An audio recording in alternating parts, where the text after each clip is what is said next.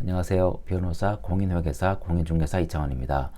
자녀 또는 배우자가 부동산이나 주식 등 금융자산을 취득할 때 구입자금이 부족하여 은행 등 금융기관이 아닌 부모님이나 배우자로부터 돈을 빌리는 경우가 있을 수 있고, 어느 부채를 상환해야 할 때 변제자금이 부족하여 마찬가지로 은행 등 금융기관이 아닌 부모님이나 배우자로부터 돈을 빌릴 수가 있는데요. 비록 가족관계라 하더라도 이러한 자금 대여 등 금전거래를 정상적으로 할 수 있음에도 과세관청으로부터 해당 자금 대여를 증여로 오해받아 거액의 증여세를 부과받을 수 있습니다. 특히 정상적인 금전 대여로 인정받았다고 하더라도 무상대출 또는 저리대출을 이유로 이자율 차이로 인한 이익을 증여한 것으로 보아 증여세가 과세될 수 있으니 가족 간 금전 대여 거래를 하실 때에는 이자 약정에 각별히 유의하셔야 하겠습니다. 이번 영상에서는 이러한 이자 증여 간주에 대해서 자세히 알려드리도록 하겠습니다.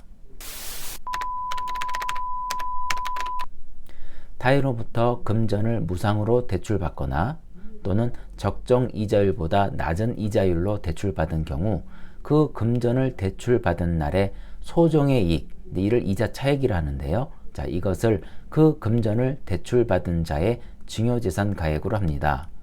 위 이자 차액은 금전을 대출받은 날을 기준으로 계산하는데요. 여러 차례 나누어 대여받은 경우에는 각각의 대출받은 날을 기준으로 그 이익을 계산합니다. 만약 대출 기간이 정해지지 않는 경우에는 그 대출 기간을 1년으로 보고, 대출 기간이 1년 이상인 경우에는 1년이 되는 날의 다음 날에 매년 새로 대출받은 것으로 보아 해당 증여재산가액을 계산하게 됩니다. 증여이익은 다음과 같습니다. 첫 번째, 무상으로 대출받은 경우 대출 금액의 연 4.6% 이자율을 곱하여 계산한 금액. 두 번째, 연 4.6% 이자율보다 낮은 이자율로 대출받은 경우 대출 금액의 연 4.6% 이자율을 곱하여 계산한 금액에서 실제 지급한 이자 상당액을 뺀 금액입니다. 다만 부부, 부모, 자녀 등 특수 관계인이 아닌 자의 거래인 경우에는 거래 관행상 정당한 사유가 없는 경우에 한정하여 무상대출과 저리대출에 의한 이익을 증여로 간주합니다. 자, 그리고 이자 차액이 1천만 원 미만인 경우에는 또 증여로 간주하지 않습니다. 자, 그렇기 때문에 이를 역산하면 약 2억 1,500만 원이 산출되는데요. 위 금액까지는 가족 간 이자 약정을 하지 않더라도 증여세가 과세되지 않기 때문에 무상대출이 가능하겠습니다.